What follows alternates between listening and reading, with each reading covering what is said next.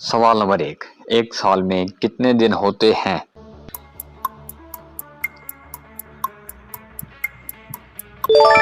सही जवाब 365 दिन।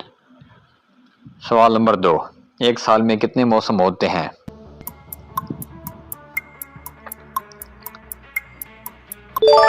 सही जवाब 4 मौसम। सवाल नंबर 3, साल में कितने हफ्ते होते हैं?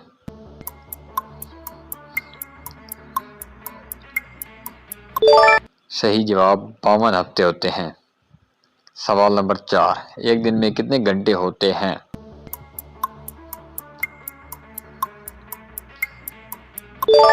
सही जवाब 24 घंटे। सवाल नंबर 5, एक घंटे में कितने मिनट होते हैं?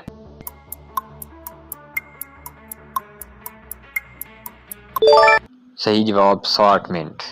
Thanks for watching and don't forget to subscribe us for more videos.